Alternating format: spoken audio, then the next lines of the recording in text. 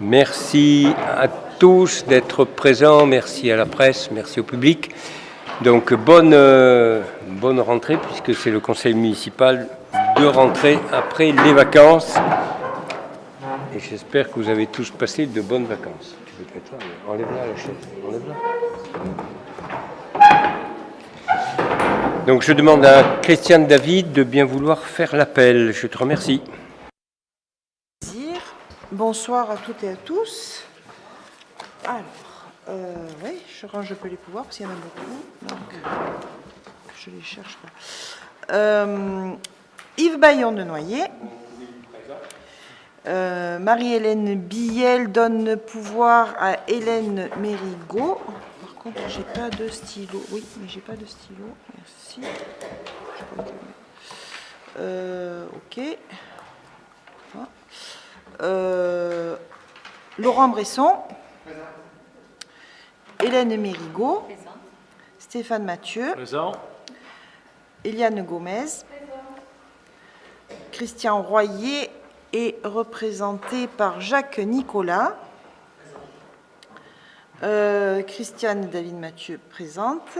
Patrick Gay. Présent. Olivier Louis. Présent. Jean-François Leclerc. Présent. Roland Tavernari. Présent. Françoise Fortuné, représentée par Florence Lecomte. Présent. Jacques Nicolas. Voilà. Thierry Blanès. Patrick Villon, représenté par Laurent Bresson. Chantal Vedel. Florence Lecomte. Lionel Gomez. Florence Andrzejewski. Elisabeth Pereira, représentée par Thierry Blanès. Laurent Rémy. Sylvie Bourdelin. Estelle Géner. Marine Bouillin, représentée par Stéphane Mathieu. Bruno Ripoll. Il va arriver. Je sais pas. Il arrive. Donc, bon, Véronique Agoguet-Fernaillon. Neza El Amlili. Et Pierre Claire, qui n'est pas là. Donc Bruno Ripoll, présent. Voilà. Très bien, merci pour cet appel. Nous démarrons donc notre conseil. Nous avons 17 délibérations aujourd'hui. Premier traite de compte-rendu de la séance du conseil municipal précédent qui avait lieu le 26 juin dernier. Avez-vous des commentaires ? Donc pas de commentaires, je soumets à votre approbation. Y a-t-il des oppositions, des abstentions? Donc 3 abstentions. Donc adopté à la majorité. Je vous remercie. Communication des décisions du maire. Elles sont nombreuses puisque nous avons 2 mois et un peu plus écoulés depuis le dernier conseil. Donc c'est 28 décisions du maire. Y a-t-il des questions? Pas de questions. Il y a des questions? Courage, allez-y. Comment? Allez-y, je vous en prie. Déjà, je voulais juste vous indiquer, hier... Fermez l'autre micro, parce que voilà, sinon ça se percute. Oui. Merci. En préambule, je voulais juste vous indiquer qu'hier, on était en salle de Rouge-Garance, là, sur l'espace des Moulins, et on a entendu quelque chose de tomber sur la toiture, quelque chose de très violent. On a couru à l'extérieur, on s'est précipité dehors parce qu'on croyait que le bâtiment s'écroulait. Donc, je ne sais pas, je voulais le signaler à l'eau, monsieur le maire, mais bon, puisque tout le monde est là, voilà. Hier, on était en réunion à la salle des Moulins. Hier soir. Oui, hier soir, et il y a quelque chose qui nous est tombé sur la tête, voilà. Donc, je ne sais pas si... Bon, si vous voulez, sur le principe, il vaut mieux communiquer immédiatement, et dès le lendemain matin. Oui, évidemment. Non, mais parce que, bon, c'est dangereux ou pas, j'en sais rien, si vous voulez. Hein, bon. Est-ce que, en plus, si c'est un ovni, il faut peut-être qu'on prévienne la préfecture, voilà, donc... non, mais plaisanterie mise à part, il vaut mieux, quand on a ce type de constat, qu'on soit d'ailleurs élu ou pas élu, mais si élu a fortiori, on est responsable, on appelle immédiatement, ou dès le lendemain, en laissant un message, attention, voilà. Alors, on prend l'information, Jacques Nicolas ira s'assurer de ce qui s'est passé, voilà. D'accord. J'ai des questions quand même. Hein. Je vous en prie. J'ai des questions. Oui, ça concerne le marché de services. Alors, la décision 2018-060, le contrat de maintenance de l'ascenseur situé dans le bâtiment abritant les bureaux annexes de la mairie, la gratuité, elle court à partir de quand? C'est le contrat de maintenance. C'est une précision, c'est tout. Parce que là, on a le tarif annuel, mais on ne sait pas la date de prise d'effet et à partir de quand la gratuité commence. La date de prise d'effet, c'est le mois de juin. Donc, vous savez qu'on paye pour 3 mois, c'est ça? Le 21 juin, donc 3 mois qui sont gratuits et après on paye. Et 3 mois payants, Voilà. donc Voilà. au prorata des 1000 et quelques, c'est Voilà. ça? Je voulais savoir. D'accord. Qu'est-ce qu'il y avait d'autre? Il y avait les échafaudages sur... ça concerne la décision 2018-068. Je voulais savoir jusqu'à quand il y aurait les échafaudages sur la passerelle qui est en réfection. Oui, quelle est la question? Oui, jusqu'à quand il y aura l'échafaudage sur la passerelle? Alors, la durée des travaux initialement prévus est de 6 semaines. Il se trouve qu'en découvrant la passerelle, on a identifié qu'il y avait des longerons qui étaient abîmés par de la corrosion, de l'urine de chien d'une part, et puis peut-être du sel qui a été mis pour lutter contre la neige. Et donc, il y a des longerons qui devront être changés et on craint que ça puisse prolonger un petit peu cette fermeture. Voilà. Mais il était temps de faire cette réflexion.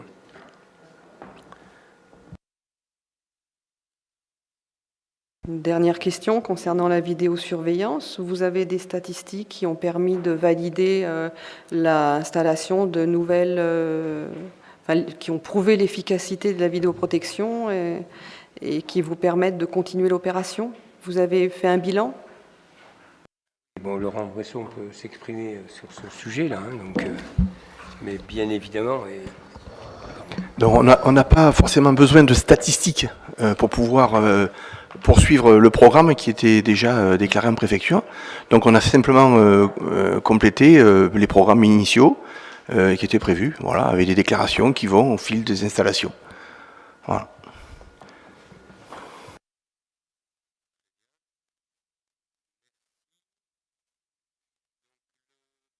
Le premier point, première délibération, traite d'une modification budgétaire. Donc Patrick Guay a la parole. Merci. Si on peut lui passer le micro. Oui, tu peux tirer un peu, Lionel et Estelle. Estelle, tu fais pousser ton micro. Merci. Car c'est un jeu de chaises musicales. Voilà. Merci. Merci. Donc, il s'agit de la délibération modificative numéro 2. Le Conseil municipal a adopté le 30 janvier 2018 le budget primitif principal. Suite à l'adoption des taux sur les taxes directes locales, communales et à la notification des bases, une première décision modificative a été adoptée début mai, afin de modifier le produit fiscal attendu. Puis, dans sa séance du 29 mai, le Conseil municipal a adopté le budget supplémentaire 2018, reprenant les résultats de 2017 et les restes à réaliser. Or, aujourd'hui, au vu de l'avancée des différents projets, il s'avère nécessaire d'apporter quelques modifications au budget principal. Ces modifications touchent à la fois la section de fonctionnement et la section d'investissement. Alors, dans la section de fonctionnement, la modification ne porte que sur les dépenses. Il est nécessaire d'inscrire des dépenses de fonctionnement supplémentaires. Elles sont au nombre de 2. Il s'agit de la location de classes modulaires pour la réhabilitation de l'école des jardins, pour un montant de 44 500 €. Alors, cette inscription dans la section de fonctionnement, ces dépenses avaient été prévues, elles avaient été prévues en investissement, mais après discussion avec la trésorerie, ce type de dépenses ne peut être considéré comme de l'investissement, donc nous les repassons en fonctionnement. Enfin, la deuxième dépense, c'est 9 200 € d'admission en non-valeur.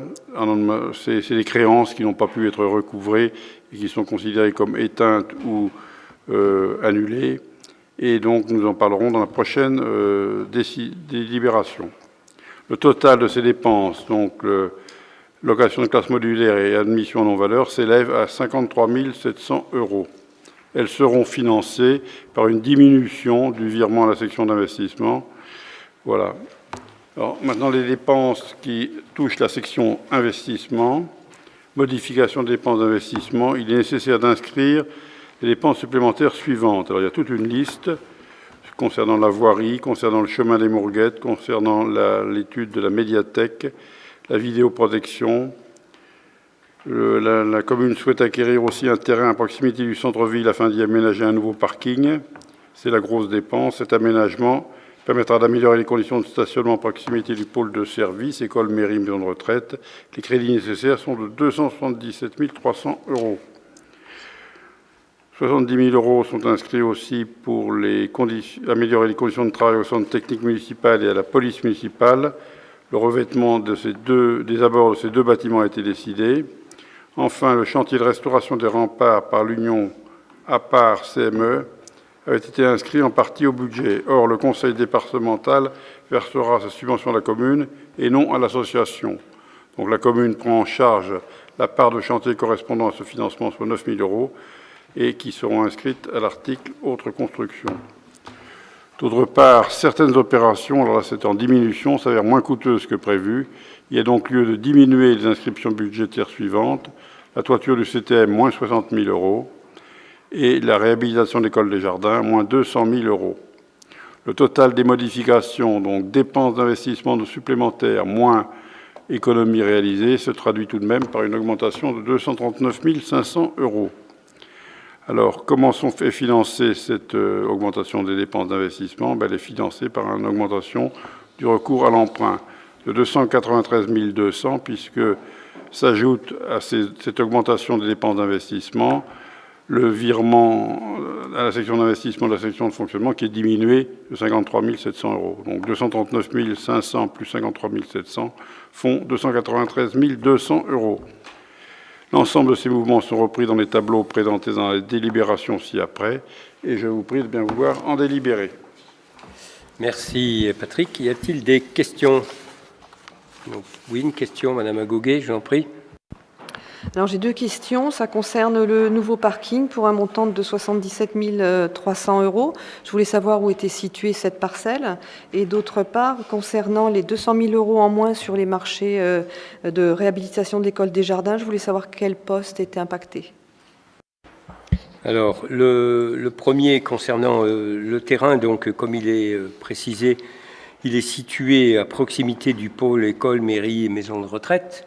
Donc l'accès se fait par la route d'Avignon, sur la droite, voilà. Donc il faudra aller voir sur place pour vous le montrer, mais donc il est je dirais en prolongation des propriétés de la famille Courtet, voilà. Et en ce qui concerne la réhabilitation de l'école des jardins, c'est suite à l'appel d'offres sur l'ensemble des lots, on a été amené à réaliser des baisses, je dirais, par rapport aux résultats de l'appel d'offres, ce qui cumulativement donne une diminution de 200 000 €, ce qui est satisfaisant. Donc tous les postes sont impactés, il n'y a pas un poste tous, particulier. non, il y en a peut-être où c'est un peu en hausse, d'autres en baisse, je ne l'ai pas là si vous voulez, mais c'est l'ensemble des lots qui donne un résultat meilleur que l'estimation qui avait été réalisée, ce qui est tout à fait satisfaisant. Je tiens à préciser d'ailleurs qu'un certain nombre de taurois, dont les enseignants avaient fait le pari qu'on ne ferait pas l'ouverture de l'école maternelle au 2 septembre. Et à tel point que des enseignants avaient même emmené leurs affaires à leur domicile pour pouvoir les emmener au plan B qui était le Bourdis, puisque si jamais on avait eu une impossibilité de finaliser les travaux, nous avions un plan B pour que l'école puisse fonctionner, qui était donc le Bourdis. Et il a fallu qu'elles ramènent leurs affaires à l'école élémentaire des Jardins, car l'ouverture a eu lieu dans des conditions tout à fait conformes et satisfaisantes. Voilà. Y a-t-il d'autres questions? Oui. Pour autant, il y a quand même eu l'allocation de classes modulaires. Non, mais ça, c'était prévu, ça. C'était prévu, et comme l'a très bien expliqué Patrick Gay, c'était prévu dans le budget d'investissement. Et après, en discussion avec la trésorerie, ils ont souhaité que cette somme ne soit pas mise dans le budget d'investissement, mais dans le budget de fonctionnement. Voilà, donc c'est très bien. Donc je soumets à votre délibération la modification de crédit du budget principal de l'exercice 2018, comme ceci a été indiqué et expliqué par Patrick. Y a-t-il des oppositions? Donc 3 oppositions, des abstentions, donc adopté à la majorité. Je vous remercie. Après, nous avons 2 délibérations qui sont de la même facture, à savoir des admissions en non-valeur de créances dites éteintes ou de créances irrecouvrables, dont certaines sont très anciennes et qu'il faut bien passer en non-valeur. Patrick, tu as la parole. Merci. Merci. Donc, les créances irrécouvrables correspondent aux titres émis par une collectivité, mais dont le recouvrement ne peut être mené à son terme par le comptable public en charge de recouvrement. Elles doivent être distinguées de la réduction ou de l'annulation d'un titre de recette ou la remise gracieuse ou remise de dette. Donc, nous avons ici un tableau qui présente le caractère irrécouvrable d'un certain nombre de créances, qui sont toutes du même montant d'ailleurs, de 426,86 €. Il s'agit du loyer que la mairie faisait payer à une entreprise qui a été mise en règlement et en liquidation judiciaire, qui n'a donc pas pu payer. Donc la trésorerie nous demande de mettre ces créances en non-valeur, même si un jour peut-être elles seront récupérées, mais pour l'instant elles sont en non-valeur puisque l'entreprise n'existe plus. Donc il y a très peu de chances de les récupérer, mais enfin elles sont mises en non-valeur. Et le montant se monte à 11 152,44 et 290 pour un autre État. Je vous prie donc de bien vouloir en délibérer. Merci Patrick. Y a-t-il des questions sur ces non-valeurs? Non. Donc je vous demande d'admettre les non-valeurs, les titres des recettes récapitulés dans les états qui vous ont été joints pour une somme de 11 152 € dans un premier titre et un second pour 290,11 €. Ceci ayant été transmis à la trésorerie principale, dit que les crédits sont inscrits au budget, c'est ce que nous venons de faire, et d'autoriser le maire à signer les pièces adjointes. Y a-t-il des oppositions, des abstentions, donc adoptées à l'unanimité? La délibération suivante, Patrick. Donc la délibération suivante concerne le budget supplémentaire du service de l'assainissement. Il s'agit de mettre en non-valeur des créances qui n'ont pas pu être recouvrées également, soit parce que les personnes ont disparu, soit parce qu'elles sont décédées, soit parce que les poursuites ont été sans effet, soit parce que les personnes ont disparu. Donc voilà. Donc là, vous connaissez tous le montant de la redevance annuelle qui est de 30 €. Donc le tableau, il y a une seule ligne qui est à 38,35 €, je ne sais pas pourquoi. Le montant se monte à 698,35 €. Et la trésorerie nous demande de les mettre en non-valeur. Je vous prie de bien vouloir en délibérer. Merci. Y a-t-il des questions? Donc, je vous demande d'admettre en non-valeur les titres de recettes qui ont été récapitulés pour un montant de 698,35 € et dit que ces crédits sont inscrits au budget. Y a-t-il des oppositions, des abstentions? Donc, merci. La délibération suivante, qui est également financière, traite d'une modification de notre garantie d'emprunt à Mistral Habitat, qui a modifié lui-même son emprunt principal. Patrick. Oui, dans sa séance du 22 décembre 2005, la commune a accordé sa garantie à 100% à Mistral Habitat pour contracter un emprunt auprès de la Caisse des dépôts et consignations pour la réhabilitation du bâtiment Les Estourans 1. Les caractéristiques du prêt étaient les suivantes: montant 479 394 €, durée 15 ans, échéance annuelle, taux d'intérêt annuel actuariel de 70%. Par courrier en date du 27 août 2018, reçu le 3 septembre, donc tout récemment, Mistral Habitat nous informait qu'afin de s'adapter aux nouvelles contraintes concernant la mise en place de la réduction du loyer solidarité, Mistral Habitat a opté pour une stratégie financière qui consiste en un réaménagement de sa dette. Et l'emprunt garanti en 2005 par la commune est concerné par ce réaménagement. Alors, ce réaménagement consiste en un allongement de 5 ans de la ligne de prêt et une adaptation des taux. Les nouvelles caractéristiques du prêt sont les suivantes: montant résiduel 150 270,48 € et sa durée est portée à 9 ans. Il y a 4 ans de durée résiduelle et on rajoute 5 ans, donc ça fait 9 ans.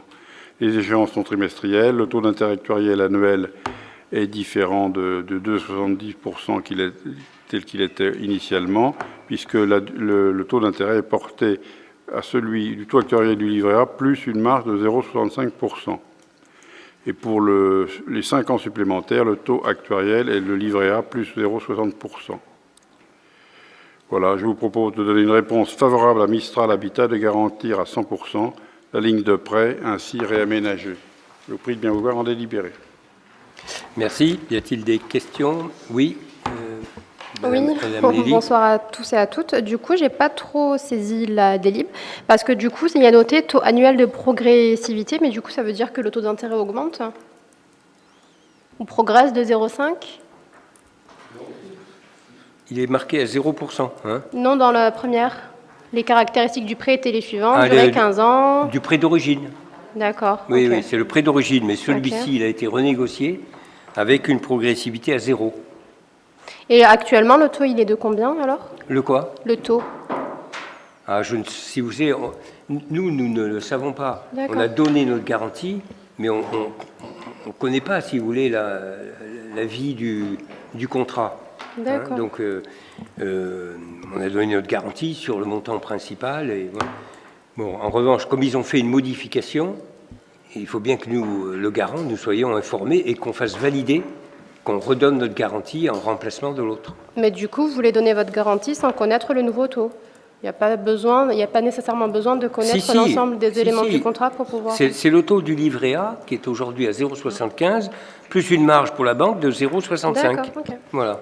D'accord. Et pour les 5 ans supplémentaires, le taux et la marge est à 0,60 et non pas 0,65. D'accord, ok. Et la Merci. base du livret A est toujours à 0,75.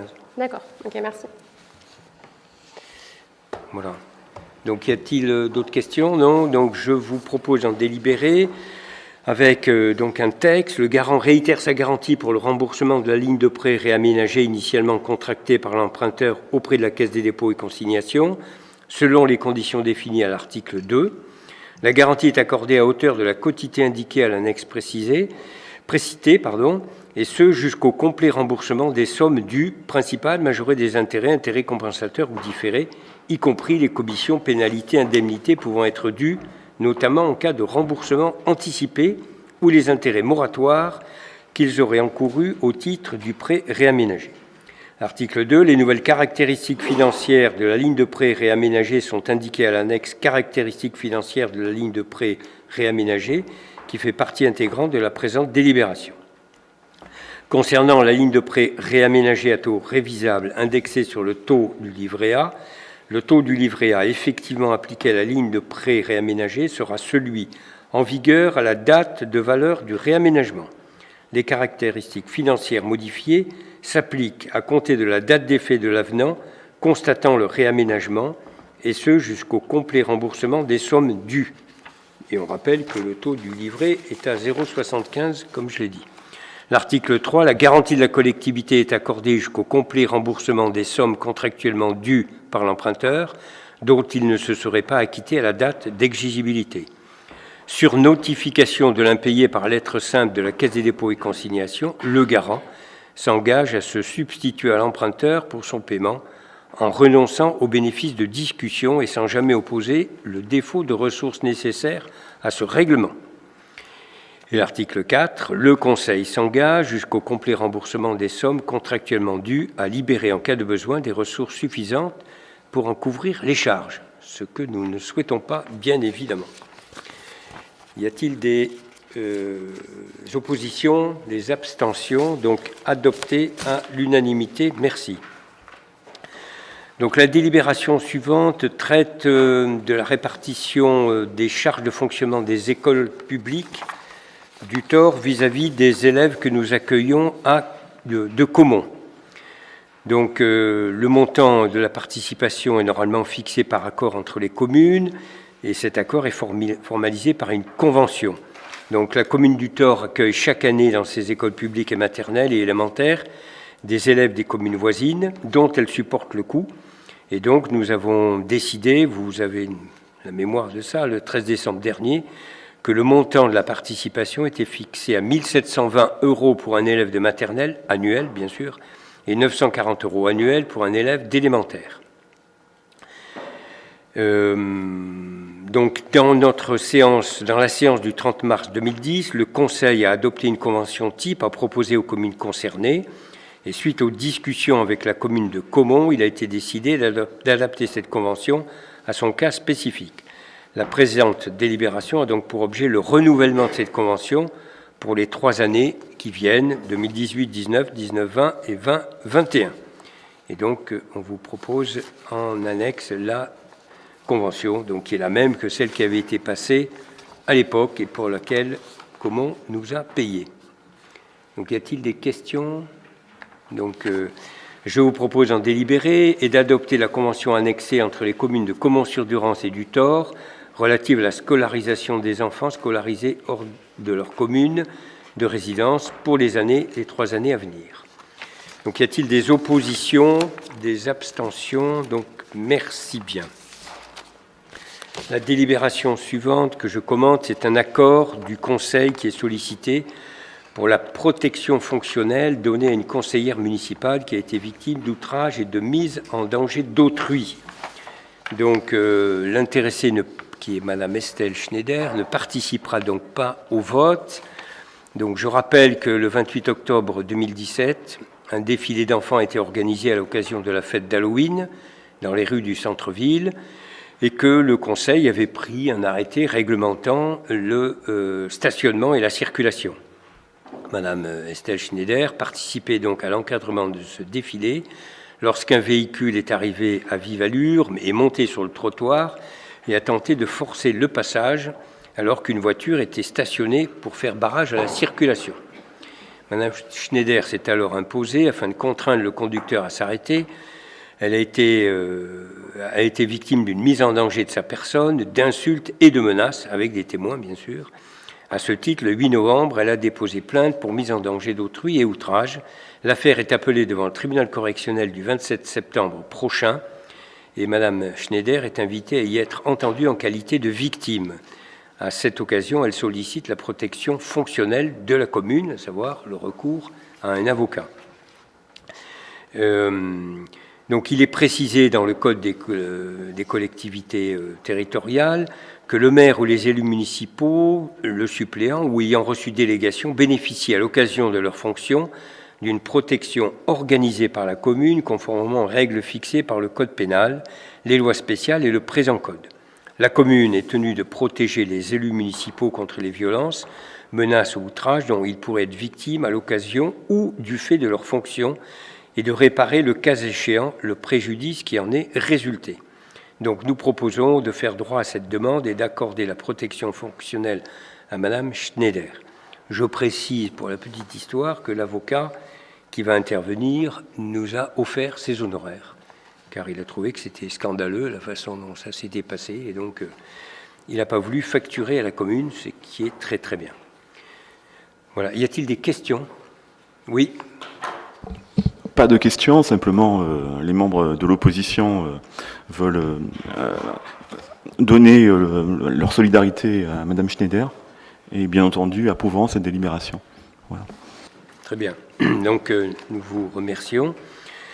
Donc je vous propose d'accorder la protection fonctionnelle à Madame Schneider, conseillère municipale, de se constituer partie civile au nom de la commune, de s'engager à assurer sa défense dans cette affaire par tous les moyens qui pourraient s'avérer nécessaires, et dit que les frais d'avocat et de procédure relatifs à ce dossier seront pris en charge par la ville au titre de la protection fonctionnelle. Y a-t-il des oppositions, des abstentions? Alors, donc une non-participation au vote, hein, vous notez bien, c'est là. Donc adopté à l'unanimité, je vous remercie. La délibération suivante, qu'aurait dû lire Monsieur Royer, mais il n'est pas venu, c'est l'aliénation d'un chemin rural, lieu dit les Crémades. Alors, je ne sais pas si sur l'informatique, on va présenter le plan pour que le public le voit. Je vous recommande de regarder le plan immédiatement. Voilà. Donc, le chemin qui est en jaune clair est un chemin communal aujourd'hui. Donc, on y a accès par le chemin bleu, qui est un chemin communal, et le chemin jaune est un chemin communal. Il se trouve que l'ensemble des parcelles qui sont situées à droite et à gauche de ce chemin sont cultivées par le même agriculteur. Elles sont propriété d'un taurois et elles sont cultivées par un agriculteur. Et bien évidemment, ce chemin communal n'ayant pas été utilisé, entretenu, maintenu, l'agriculteur trouve beaucoup plus pratique de supprimer ce chemin communal et de nous proposer, en échange, de nous donner le chemin communal qui est en haut, qui est en marron foncé, marron plus foncé. Il se trouve que dans le même temps, le propriétaire de la petite maison qui est en violet, là, sur la gauche, enfin sur mon écran, vous, je ne sais pas, bon. Oui, c'est pareil. Nous a sollicité de façon à pouvoir acquérir le chemin bleu pour accès, je dirais, à son domicile, lui faciliter l'accès à son domicile. Et il se trouve qu'à partir du moment où on accepterait de faire l'échange du chemin rural du milieu des terres pour aller de l'autre côté, nous n'avons plus aucune raison, nous, communes, d'avoir le chemin bleu en accès, parce que ça nous amènerait dans le champ, et bon, jusqu'à présent, on ne veut pas aller dans le champ. Et donc, nous avons fait des démarches et nous avons abouti à un accord entre le propriétaire de la maison qui est marqué en violet et le propriétaire du terrain pour faire ces modifications de chemin. Mais c'est une procédure qui est plus longue qu'il n'y paraît. Ce n'est pas un simple accord. Il faut d'une part une décision du conseil municipal, et c'est la raison pour laquelle vous êtes sollicité aujourd'hui, donc de lancer la procédure. Ensuite, il faut établir par les services communaux un dossier d'enquête publique qui comprenne notamment le projet d'aliénation, constituer des plans, une note explicative, ainsi qu'un document d'arpentage, la liste des propriétaires des parcelles riveraines au droit des aliénations. Il faut désigner, et c'est le maire qui le réalise, par arrêté, un commissaire enquêteur choisi sur une liste d'aptitudes établie par une commission présidée par le président du tribunal administratif et l'ouverture de l'enquête pour une durée de 15 jours au minimum. Enfin, il faut mettre en place des mesures de publicité de cette enquête, de façon à ce que les taurois puissent intervenir, s'ils le souhaitent, 15 jours minimum avant son ouverture, réaliser le déroulement de l'enquête publique avec réception du public en mairie, afin de consigner les observations, clôturer l'enquête, et le commissaire enquêteur dispose d'un délai d'1 mois pour rendre son rapport à la commune. Ensuite, décision, ou lecture de ces documents, décision du conseil municipal sur l'aliénation ou sa renonciation au vu des conclusions de ce rapport. Mise en demeure des propriétaires riverains d'acquérir la partie du terrain qui vient d'être aliénée, et enfin rédaction de l'acte de transfert par un notaire ou en procédure administrative. Donc il y a un dossier qui est un peu long pour un bout de chemin rural et sur un accord qui a été passé avec les propriétaires qui sont concernés, mais c'est la loi et donc nous la respecterons. Donc aujourd'hui, vous êtes consultés pour donner un accord pour lancer la procédure que je vous ai décrit. Y a-t-il des questions? Oui, Madame Agoguier. Oui, au bout du chemin, là, jaune clair, qui n'existe plus donc, hein, mais quand on regarde sur Google Earth, il y a une espèce de tache blanche. Je voulais savoir si vous étiez allé voir ce qui se passait au fond. C'était pas un dépôt sauvage ou quelque chose comme ça? Non, là il y a la Sorgue, si vous voulez. Ce chemin, il donne accès à la Sorgue. Et donc, c'est la raison pour laquelle, d'ailleurs, nous avons voulu le maintenir, cet accès, de façon à pouvoir accéder, si vous voulez, sur les bords de Sorgue. Alors, bon, non, mais je pense qu'il faut y aller, voir sur place. Hein. Moi, j'y suis allé au moment où les discussions ont eu lieu avec les voisins. Il n'y avait rien de particulier, voilà. Mais bon. D'accord ? Donc, je soumets à votre délibération le fait de lancer, je dirais, la procédure, de constater donc la désaffection du tronçon de ce chemin rural, lancer la procédure de cession des chemins ruraux, charger le maire d'organiser l'enquête publique et d'autoriser le maire ou l'adjoint à signer les documents. Y a-t-il des oppositions, des abstentions? Donc adopté à l'unanimité, je vous remercie. Ensuite, nous avons une délibération qui traite des dénominations des rues du hameau des Vinières. Alors, pour l'histoire, le hameau des Vinières était, qui concerne la commune du Thor, était desservi par la Poste, les services de la Poste, par la Poste du Thor. Et puis, au fil du temps, les postiers ont manifesté le fait qu'il y avait des risques importants de traverser la départementale avant que ne soit créé le rond-point, et au point où ils ont mis en demeure la Poste de trouver d'autres solutions. Et à cette époque, donc, la Poste a trouvé la solution de faire distribuer le courrier par la Poste de Cavaillon. Donc la distribution a bien eu lieu, mais ce qui représente quand même un certain nombre d'inconvénients, parce que les gens, les habitants habitent bien sur la commune du Thor, ils paient leurs impôts au Thor, ils avaient des sièges sociaux sur la commune du Thor, etc. Et donc, chaque année, j'étais amené, enfin moi et les prédécesseurs, à intervenir auprès des impôts pour leur demander de rectifier, que ce n'était pas la commune de Cavaillon qui était compétente, mais la commune du Thor. Voilà.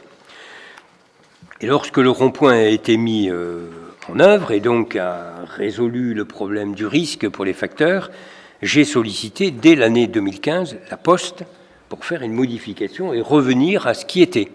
Voilà. Et la Poste m'a répondu il y a 3 mois. Entre 2015 et 2018, ça a pris un certain temps. Voilà, c'est comme ça. Bon. Néanmoins, ils l'ont admis et ils ont accepté de faire, je dirais, cette modification.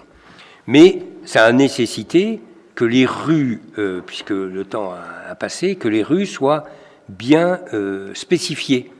Donc, puisque la commune de Cavaillon avait nommé des rues entre-temps, sans nous consulter, elle les avait nommées pour sa partie. Voilà, bon, par exemple, rue de la Forge, si on continue, c'est toujours rue de la Forge. Alors, on s'est posé la question si on devait les renommer différemment, mais ça aurait entraîné trop de difficultés. Donc nous avons accepté que les rues qui sont concernées vont garder le nom de la rue qu'elles ont lorsqu'elles sont sur la commune de Cavaillon. Donc voilà, donc, la rue de la Forge débute en limite du carrefour giratoire de la route départementale 900. Elle se termine à la fin de la voie actuelle contre la RD 900. La rue des Vignes débute à son intersection avec la rue de la Forge et elle se termine à la voie actuelle contre la R 900. Donc il est nécessaire, pour que cette décision soit en application et que les rues aient bien ce nom, que votre conseil municipal se prononce favorablement. Je précise que nous avons pris la précaution, c'est Patrick Villon qui est absent aujourd'hui mais qui s'en est occupé, de rencontrer les habitants concernés, les entreprises concernées, pour qu'ils soient bien informés. La Poste fait aussi ce qu'il faut en communication, accepte les changements d'adresse gratuits pendant un minimum de 6 mois. Voilà. Le cœur de cette délibération, y a-t-il des questions ? Donc je vous propose en délibéré de nommer la voie mitoyenne du hameau des Vinières en conformité avec les noms donnés par la commune de Cavaillon. Sur la commune du Thor, la rue de la Forge débute en limite du carrefour giratoire, comme je vous l'ai dit, et la rue des Vignes débute à son intersection avec la rue de la Forge. Chargez le maire de transmettre un exemplaire de la délibération aux services concernés, y compris les cartes IGN. Y a-t-il des oppositions, des abstentions ? Donc merci. On est dans le même registre, il s'agit de dénommer les voies de la future zone d'activité Saint-Joseph, dont les travaux ont commencé.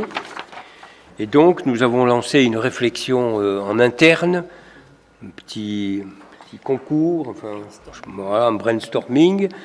Bon, il se trouve que la zone Saint-Joseph est construite sur ce qui a été autrefois une agriculture prospère, notamment en matière de raisins de table. Et donc, il a paru intéressant pour bien ancrer notre zone dans l'histoire de la commune, de trouver des noms de raisins qui faisaient, je dirais, le succès à l'époque de la production du raisin de table. Et c'est ainsi qu'il a été proposé donc de désigner Allée de l'Admirable, qui est un raisin qu'on ne trouve plus malheureusement car il est exempt de risque de mildiou, mais voilà, c'est comme ça, il a disparu et il était vraiment admirable. Entre le carrefour et le secteur destiné à l'artisanat, donc vous avez un plan. L'allée du Servant, qui est l'axe central entre le carrefour et la voie traversant la zone en direction du nord. C'est pas l'allée de Monsieur Servant, c'est l'allée du Servant. L'allée du Gros Vert, qui est située entre l'axe carrefour et la partie la plus à l'est de la zone. Je ne sais pas si vous voyez bien sur le plan, mais vous l'avez, je pense, en annexe. et l'allée de l'Alphonse-la-Vallée, qui est un raisin encore consommé aujourd'hui, traversant la zone dans sa partie nord entre l'allée du Gros Vert et le secteur destiné à l'artisanat. Voilà ce qui est soumis à notre conseil municipal. Si vous délibérez positivement, ceci va être transmis à l'intercommunalité qui aura mission de baptiser les rues, de poser les panneaux dès que les rues seront terminées. Y a-t-il des questions? Pas de questions? Bon. Donc je vous propose d'en délibérer, et sans reprendre toute la lecture, de dénommer les rues de la future zone d'activité Saint-Joseph, comme je l'ai indiqué, de dénommer la voie sans nom située en zone artisanale de la Cigalière comme indiqué, allée de la Brise, axe entre l'avenue de la Cigalière et l'allée du Gros Vert. Celle-là, on ne l'avait pas mis dans le corps du sujet. Et bien évidemment, de transmettre toutes ces informations à l'INSEE, au cadastre et à l'IGN. Y a-t-il des oppositions, des abstentions? Donc merci pour le raisin, nos raisins anciens. Jacques Nicolas, la délibération suivante, qui est une autorisation donnée au maire pour une demande de permis de construire sur l'accueil collectif du Bourdis. Donc merci.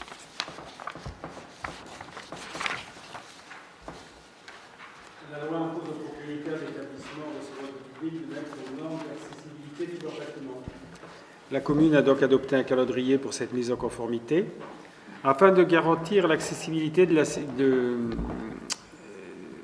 Bourdis, sans diminuer la surface et le nombre de salles d'activité, ni réduire la capacité d'accueil en nombre d'enfants, il est nécessaire de procéder à l'extension du bâtiment. Par ailleurs, le service de la PMI a émis quelques remarques concernant le nombre et l'emplacement des sanitaires qu'il convient de revoir.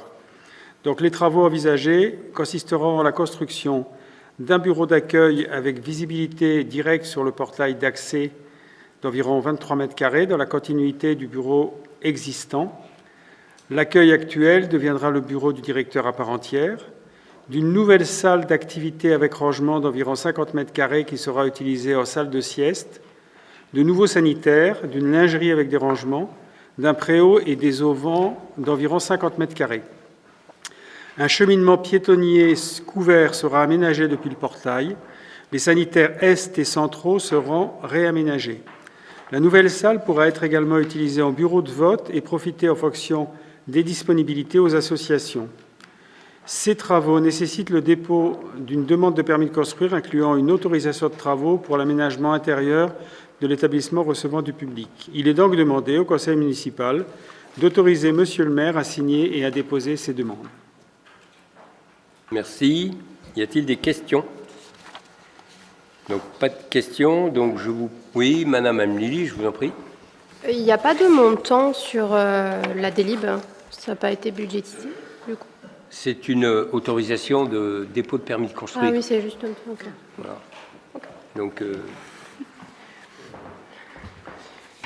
Donc, je vous remercie. Je vous demande d'approuver cette délibération et d'autoriser le maire à signer et à déposer une demande de permis de construire, incluant une demande d'autorisation de travaux pour l'aménagement d'un établissement recevant du public, donc le centre du Bourdis. Y a-t-il des oppositions, des abstentions? Donc, adopté à l'unanimité, je vous remercie.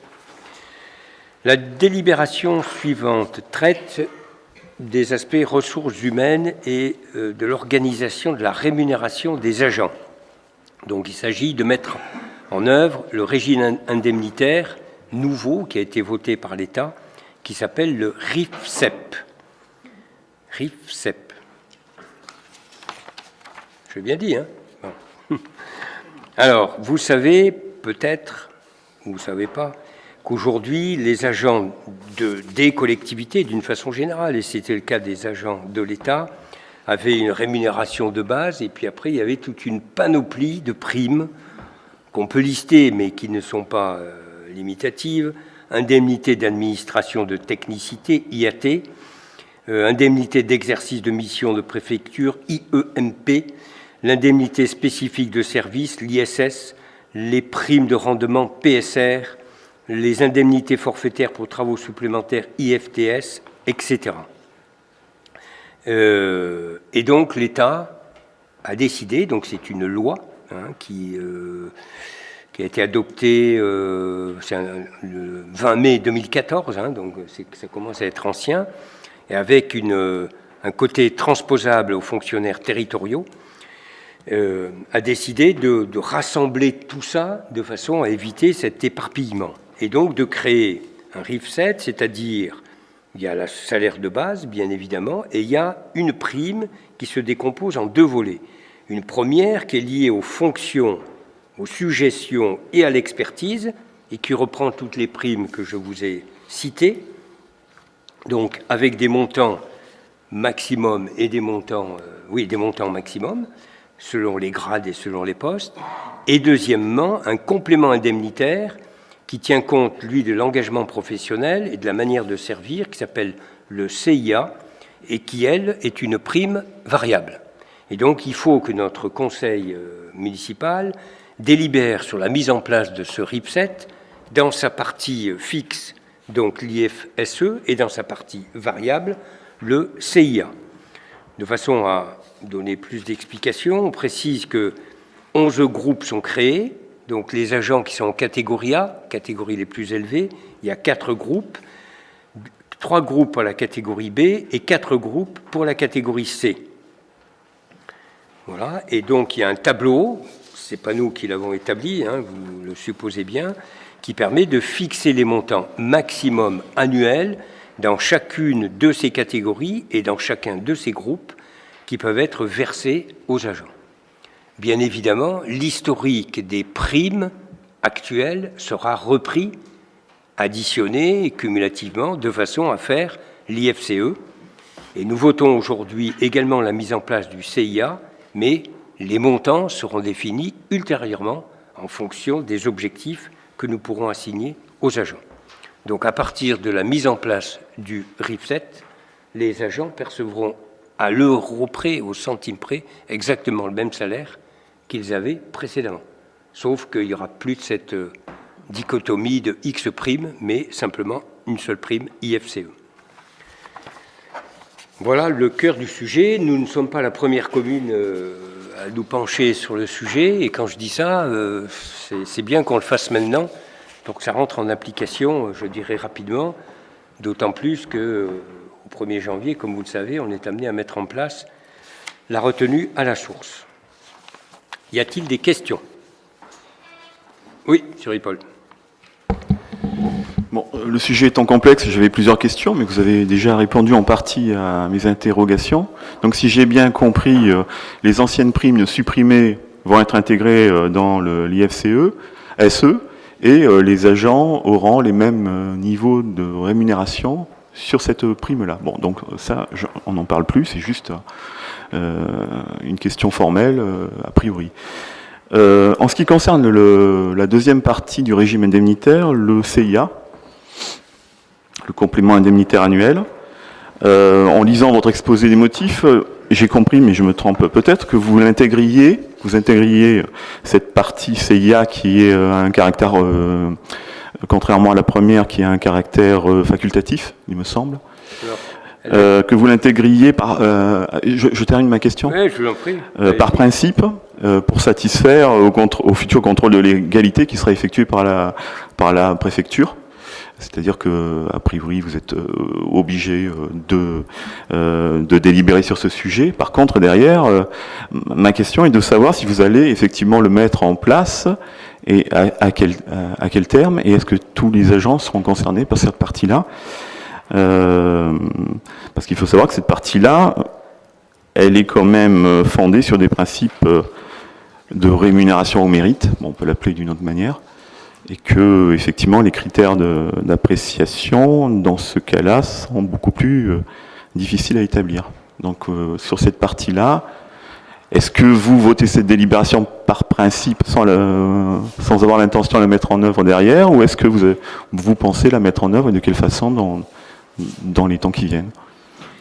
Je pense que ça sera très intéressant de pouvoir la mettre en œuvre de façon à ce que les agents puissent d'abord bien connaître, je dirais, leurs objectifs et qu'il puisse y avoir une motivation à les réaliser. Donc, Alors, il n'y a pas de délai, il n'y a pas de montant, hein, donc, puisqu'aujourd'hui, on est simplement sur le principe, mais ayant mis ceci, je dirais, ce principe, l'ayant établi, ben, ça nous permettra de pouvoir le développer dans le futur. Mais je n'ai pas de date ni de délai. Merci de votre réponse. Puisqu'on est dans le cadre du régime indemnitaire, il existe... bon, certaines primes ne rentrent pas dans ce cadre-là, ils vont demeurer. Elles sont citées aussi dans la présentation écrite, en tout cas. Par contre, qu'est-ce qu'il adviendra de la prime qu'on appelait prime de fin d'année, qui est spécifique à la mairie du Thor? Elle sera inclue, hein, je dirais de la même façon, donc, puisqu'aujourd'hui elle est légale, donc cette prime a été établie avant l'année, je ne sais plus combien, bon, donc elle sera inclue dans l'IFCE, voilà, donc il n'y a pas de souci particulier. J'ai oublié tout à l'heure de dire que tous les agents sont concernés, sauf les agents de la police municipale, qui obéissent à un autre régime, qui ont le droit à des primes particulières dues à leur service, et donc qui, à aujourd'hui, ne sont pas concernés par la mise en application du RIP7. Donc il y aura certainement des modifications ultérieures, mais eux ne sont pas touchés.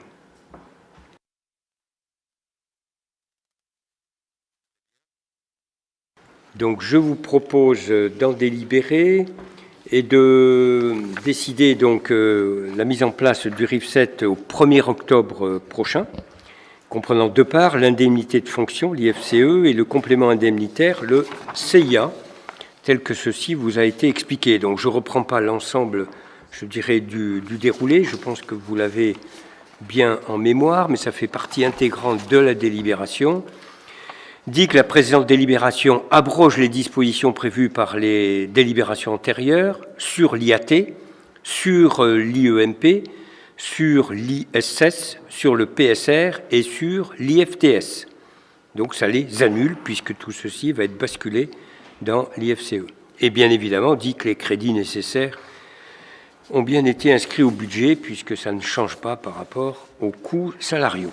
Donc y a-t-il des oppositions, des abstentions? Donc merci, adopté à la majorité. Stéphane, si tu veux nous commenter la délibération création de postes vacataires pour l'espace jeunesse. Merci. Okay. Bonsoir à toutes et à tous. Oui, ben, comme chaque année, donc l'espace jeunesse a un besoin de vacataires pour pouvoir proposer aux jeunes de 12 à 17 ans des activités style atelier, comme on peut voir dans cette délibération. Donc je ne vais pas vous la reprendre totalement. Simplement, je vais vous citer la fin. Donc pour l'année scolaire 2018-2019, il est proposé aux jeunes fréquentant l'espace jeunesse Citibiou une activité théâtre, initiation, improvisation et découverte des différentes techniques théâtrales. À raison de 2 interventions par semaine, il convient donc de créer 2 postes de vacataires intervenant chacun une fois par semaine. La durée de ces ateliers est fixée à 1h30, ça correspond à une vacation. La rémunération des intervenants est fixée quant à elle à 30 € la vacation. Donc je vous prie de bien vouloir en délibérer. Merci. Y a-t-il des questions? Donc je vous propose d'en délibérer, de mettre en place ces 2 ateliers théâtre pour l'espace jeunesse Citibiou. On rappelle que c'est proposé les mardis et les jeudis, et décider donc la création de 2 postes de vacataires avec un montant de 30 € pour une séance d'1h30. Et bien évidemment, dit que les crédits sont inscrits au budget. Y a-t-il des oppositions, des abstentions adoptées à l'unanimité?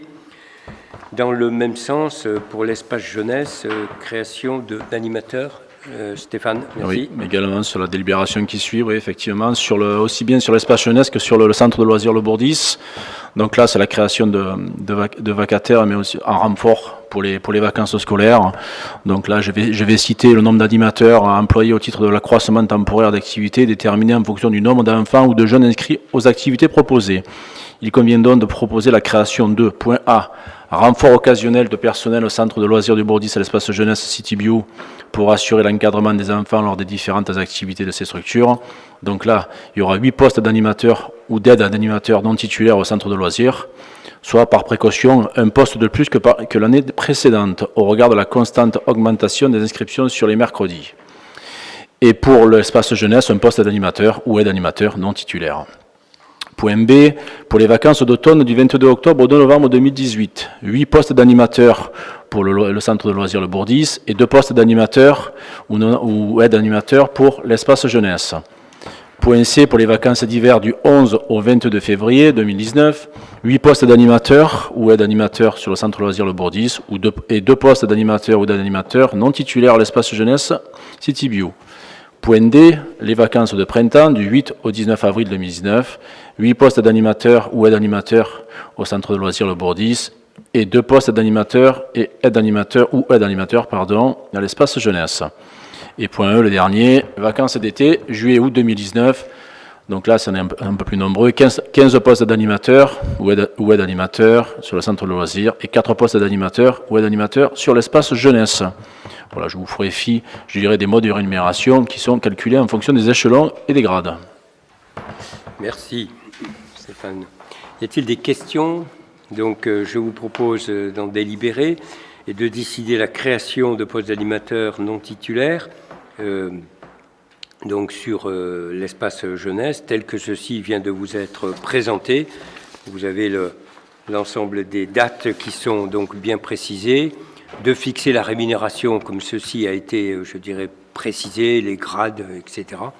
Et bien évidemment, dit que les crédits nécessaires sont inscrits au budget de l'exercice 2019, seront inscrits, pardon, au budget de l'exercice 2019.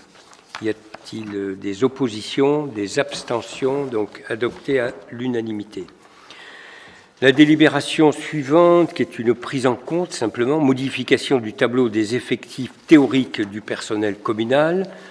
Donc, chaque fois qu'on fait des modifications par promotion, ou recrutement ou départ, nous devons le soumettre au conseil municipal. Donc, on précise qu'il convient de créer un poste d'attaché territorial suite au recrutement d'une directrice générale des services qui nous rejoint le 1er octobre prochain et de fermer donc le poste de DGS tel qu'il était inscrit dans les communes de 2000 à 10 000 habitants. Deuxièmement, de créer un poste d'adjoint administratif principal de première classe et de supprimer simultanément un poste de brigadier chef principal dans le cadre de la procédure de reclassement pour inaptitude d'un agent de police municipale qui a été reclassé dans une fonction administrative.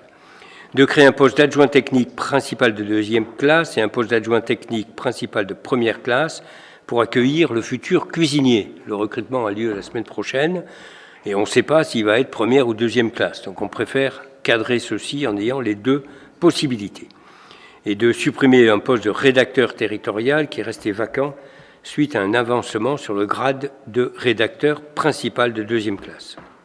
On rappelle que les effectifs pourvus au 1er mai étaient de 113, donc ils passeront à 111 suite au départ de 2 agents, que le nombre de postes théoriques, c'est-à-dire les postes qui sont ouverts, et lui passe à 117, et que la différence entre la théorique et les postes pourvus s'explique parce que certains d'entre eux sont provisoirement laissés vacants dans l'attente de recrutement, de nomination ou d'avancement. Donc aujourd'hui, l'effectif réel de la commune est de 111 postes occupés pour un poste théorique de 117. Y a-t-il des questions? Monsieur Ripoll. Par rapport à ce que vous venez de dire et concernant l'effectif de la police municipale, on passe sur l'effectif théorique de 10 à 9. Est-ce que ça veut dire que vous réduisez le nombre de policiers municipaux? Ou est-ce que vous souhaitez dans l'avenir recruter de nouveau un 10e policier? À ce moment-là, pourquoi vous avez fermé le poste? Non, il y a toujours eu que 9 employés municipaux. Lorsque nous sommes arrivés en 2014, dès la fin de l'année 2014, nous avons fait passer de 7 à 9, donc nous en avons recruté 2, et depuis, il y a toujours eu 9 employés municipaux. Alors, la vision entre le théorique et le réel, voilà, c'est ce que je viens d'expliquer. Donc, il y a 9 postes et aujourd'hui, il y a 10 qui sont ouverts. Voilà. Donc, c'est pas la personne qui est reclassée qui permet d'enlever un poste. Non, mais c'est sur les titres. Hein, donc il y a 8 policiers municipaux actifs aujourd'hui, c'est ça? J'ai précisé. Avec la personne en reclassement, ça fait plus que 8. J'ai précisé. Vous avez engagé entre-temps? J'ai précisé qu'il fallait supprimer un poste de brigadier chef. J'avoue que j'ai du mal à comprendre. J'ai précisé qu'il fallait supprimer un poste de brigadier chef principal dans le cadre de la procédure de reclassement, ce qui a eu lieu. Donc la personne avait ce titre, donc elle est mutée dans un service administratif. Voilà. Et donc on crée un poste d'adjoint administratif principal de première classe en contrepartie. Donc voilà ce qui a été fait.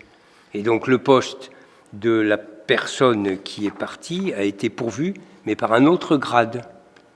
Mais je crois savoir que vous travaillez dans les ressources humaines et que vous avez une compétence sur les grades et tout ça, cher monsieur Ripoll. Donc, Oui, enfin, je travaille en parallèle avec tout ça et j'ai une Voilà. connaissance. Je suis Donc, plutôt vous dans le avez milieu de la très bien formation, compris. mais effectivement. très bien compris ce qui Non, se mais passe. ce qui est expliqué, c'est qu'une personne est en reclassement et que du coup, on passe d'un effectif théorique de 10 à 9, alors que a priori, ils étaient 10 jusqu'à présent, jusqu'au Non, reclassement. mais enfin, je viens de le dire, alors Bon, je le redis.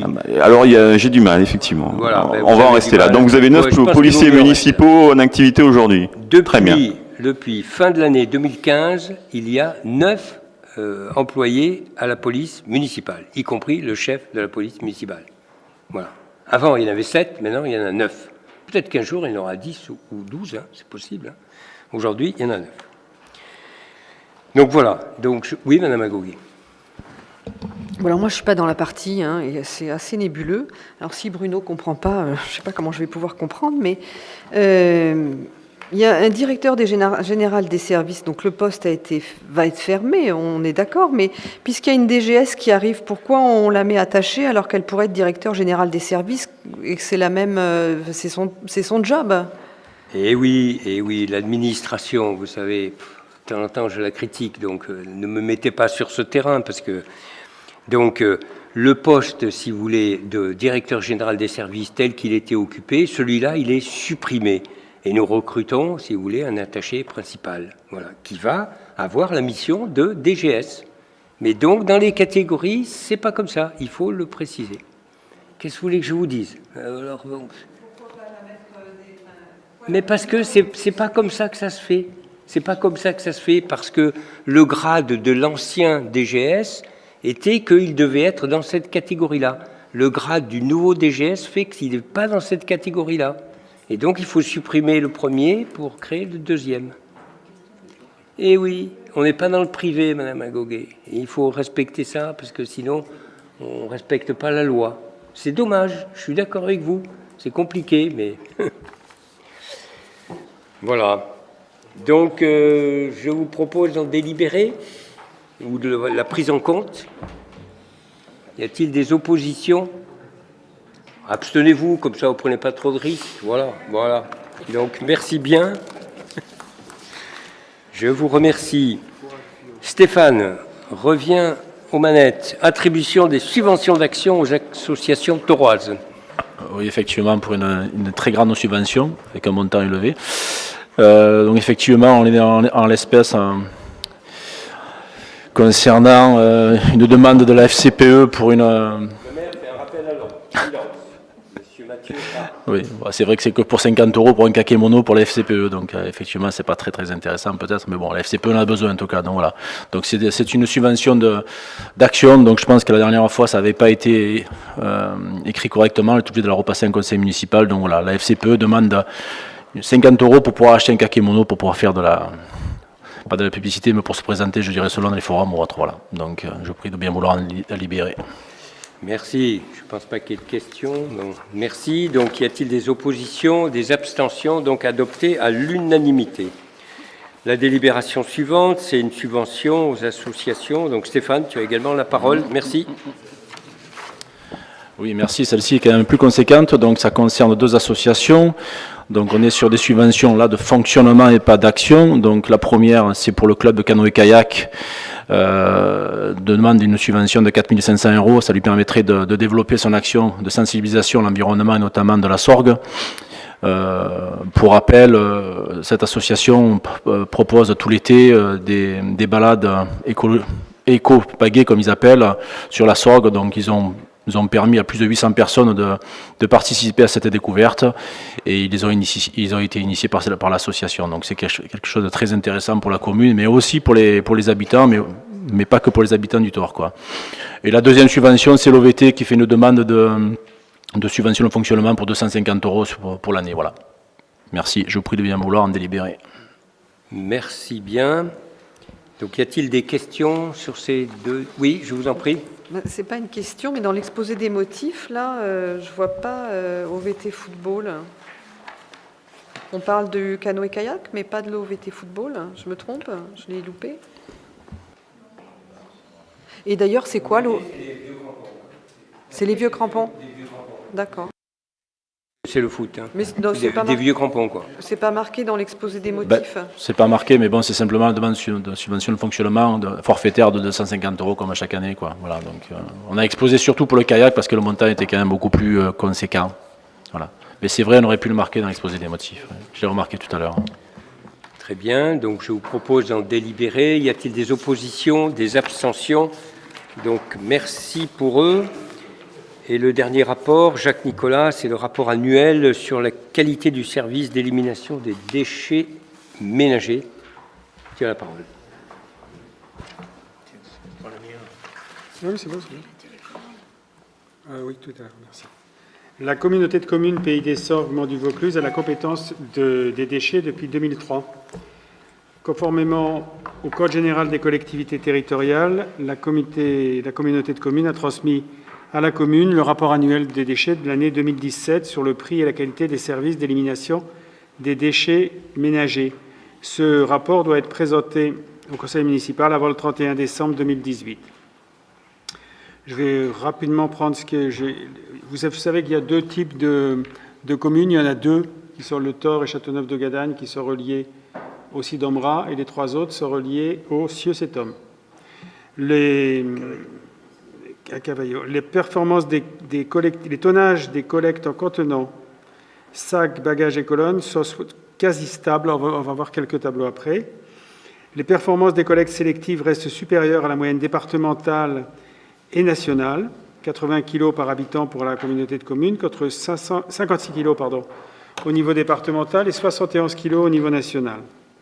En 2017, c'est plus de 2748 tonnes de matériaux recyclables qui ont été collectés sélectivement sur le territoire intercommunal. Les tonnages accueillis en déchetterie sont en baisse, cette diminution de 5%. Cette diminution est apparue avec la mise en place du contrôle d'accès en 2016. Donc elle a déjà été effective en 2016 de manière plus significative. Et elle a, sur l'année 2017, elle est encore de 5%. L'année 2017 est marquée par un taux de couverture supérieur aux dépenses, grâce à une baisse des dépenses et une augmentation des recettes, une baisse des dépenses de 0,23% et une augmentation des recettes de 3,47%, qui est partagée entre des dotations spécifiques et des produits et l'augmentation de la taxe d'ordures ménagères. Le coût net par habitant du service en 2017 était de 140,97 € et en 2016, il était de 142,34 €, soit une baisse de 0,096%. Le coût par habitant était de 114,35, il est de 114,24. Et les dépenses par habitant sur l'ensemble du territoire représentent en 2017 29,49 € par personne et en 2016, ils représentaient 27,99 € par personne, soit une baisse quand même de 12,5%. Alors, les points marquants sur cette période sur la colonne du Thor, c'est que des colonnes à verre ont été rajoutées et le papier qui n'était pas collecté, qui était collecté avant uniquement dans les sacs jaunes, est maintenant collecté par des points d'apport volontaires. La quantité de flux papier déposé en colonne a ainsi triplé. Donc c'est ce qui prouve que l'installation de ces colonnes, qui est parfois décriée, a une vraie efficacité sur la qualité de service. Alors, si ça marche, ce petit truc, ça va être parfait. Attendez, j'ai un petit problème technique, mais je l'ai à chaque fois que j'utilise cette machine infernale. En haut, oui, mais en haut, il ne se passe rien.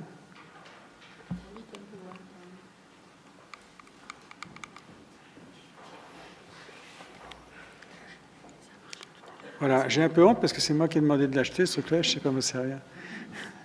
Le synthèse des tonnages sur le Thor Châteauneuf-de-Gadagne, je l'ai demandé qu'on le mette à part parce que vous voyez qu'entre 2015, 2016 et 2017, on a une baisse constante des ordures ménagères résiduelles. Les ordures ménagères résiduelles, en fait, c'est tout ce qui n'est pas trié. C'est tout ce qu'on voudrait réduire au maximum parce que c'est ce qui est le plus pénalisant pour l'environnement. Les emballages papier ont... Excusez-moi, je ne vois pas très bien.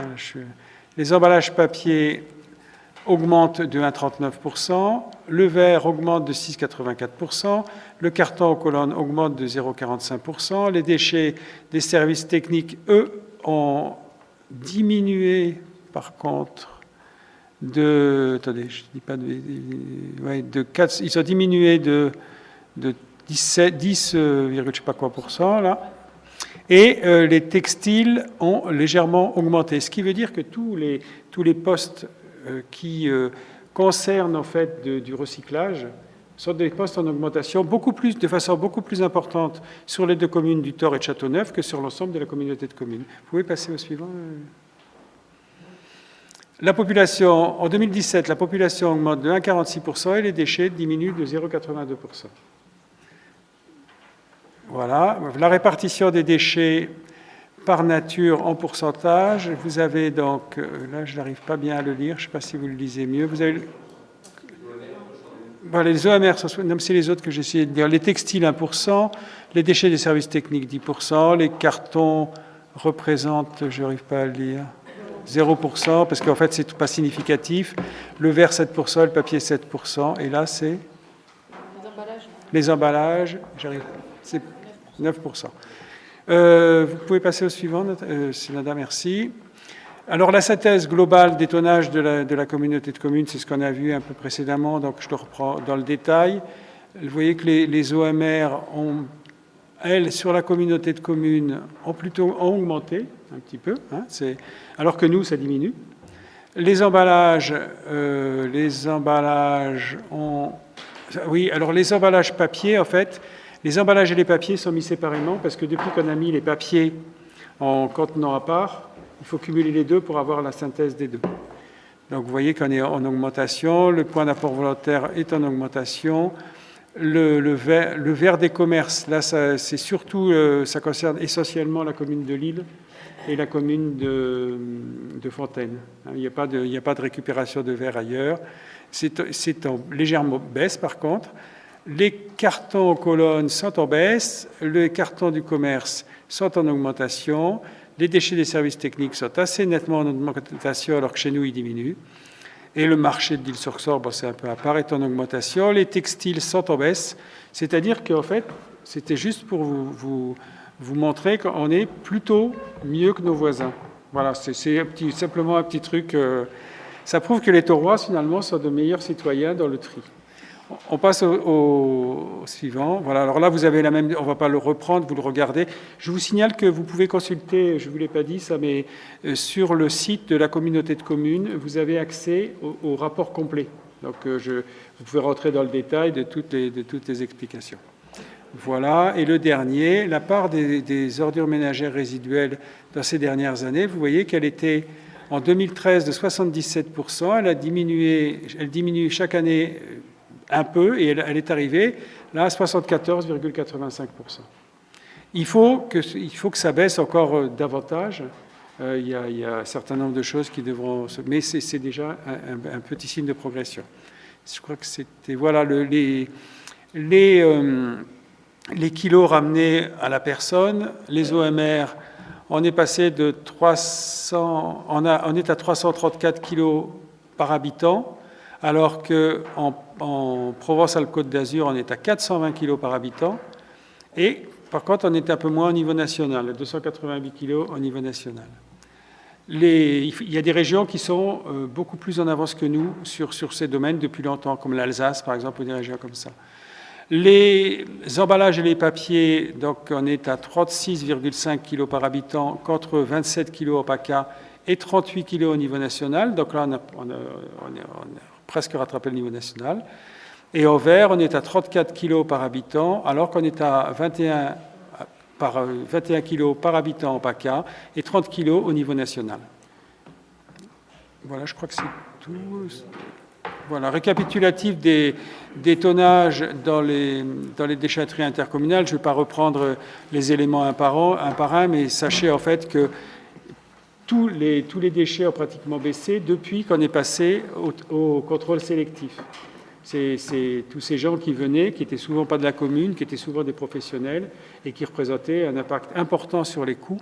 Et donc ça a été au début un petit peu décrié, les gens nous ont dit on n'aura pas assez de passages, on n'aura pas assez... En fait, tout ça, ça s'est bien résolu. Il y a pratiquement jamais, très peu de gens qui demandent des passages supplémentaires. Il y a une dizaine de personnes par an qui demandent pour une raison ou pour une autre, parce qu'il y a un déménagement important, des choses comme ça, des passages supplémentaires. Dans l'ensemble, tout tient dans cet environnement je ne sais plus, c'était 18 passages par an. Voilà.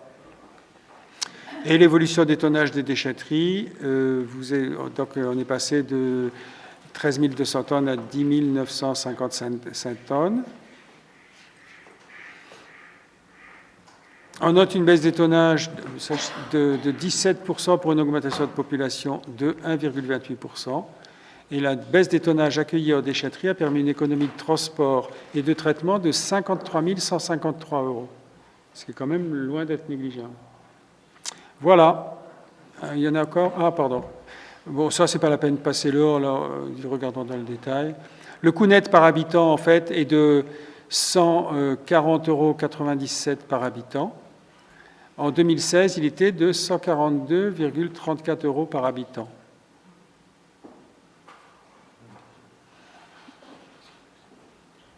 Les tonnages de collecte et contenants en sacs, bacs et colonnes sont quasi stables, hors déchets des services techniques.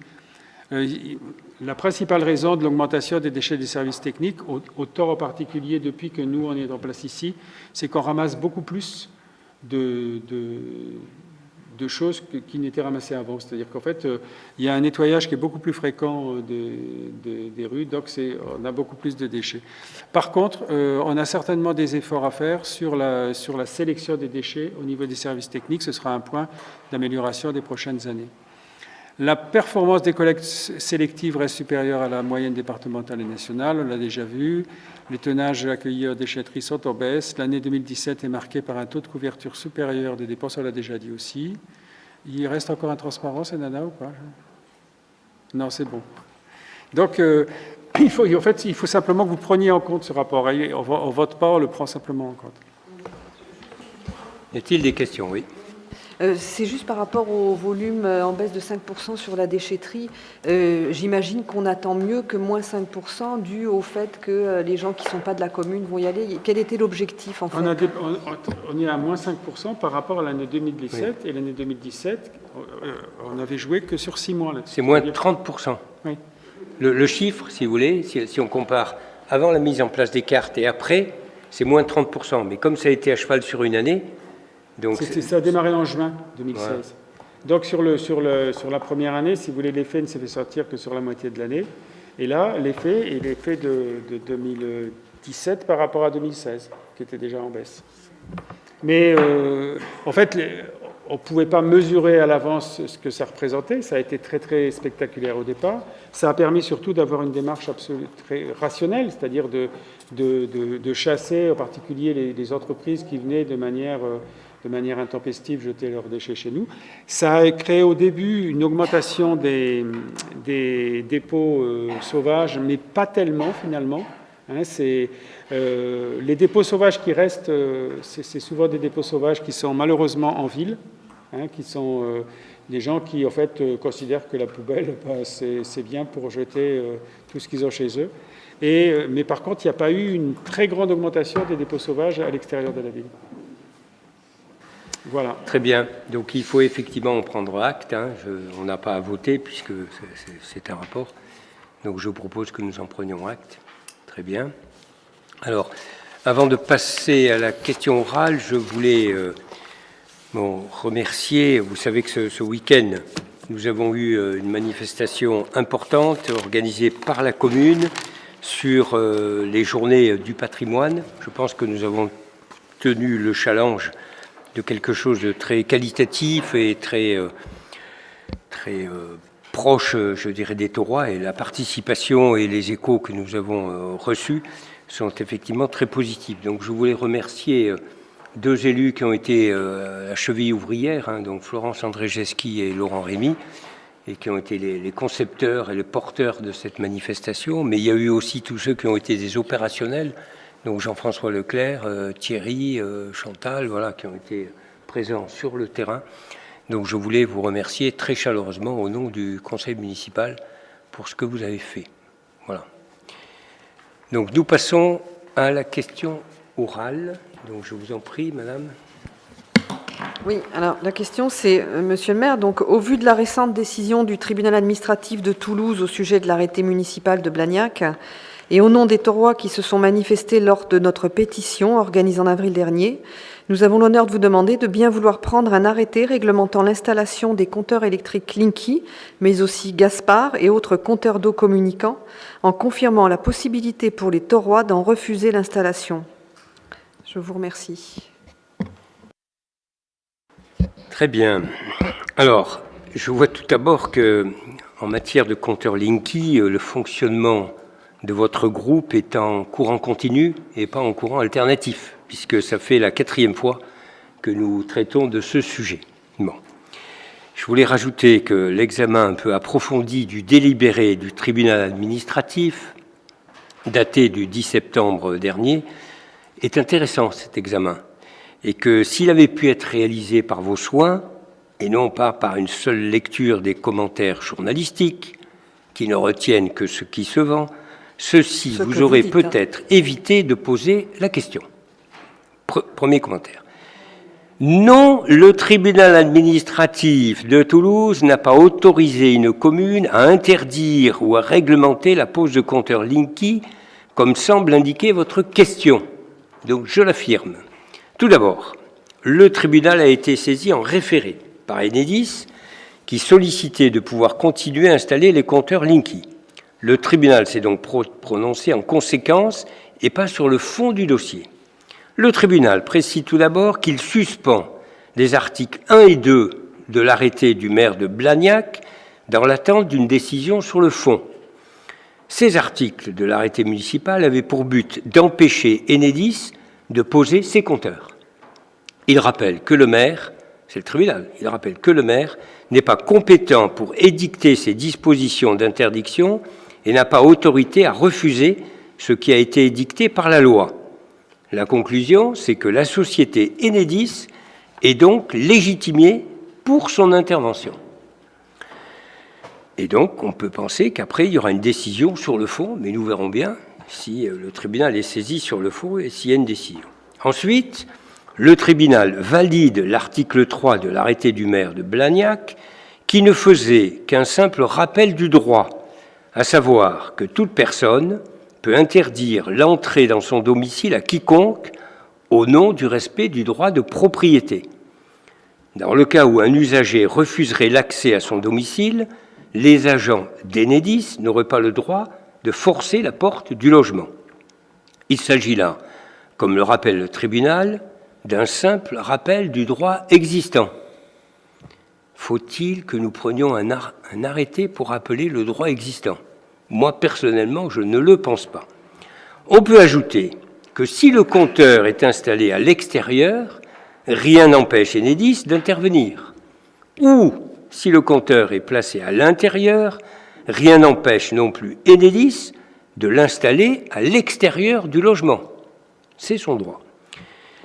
Voilà ma réponse. Je voulais juste vous dire également, de façon un peu complémentaire, que les questions orales doivent être posées le jeudi précédent le conseil municipal, afin que nous ayons le temps de pouvoir y répondre complètement. Donc je souhaite que pour l'avenir, ce délai soit respecté. Je vous remercie de votre attention.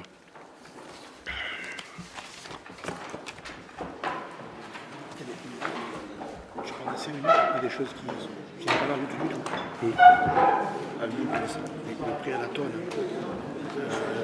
Avec Jacques, parce que je ne peux pas regarder ça. C'est n'importe quoi, mais il y a une pognon qui se... Je ne sais pas. Si je l'ai compris, mais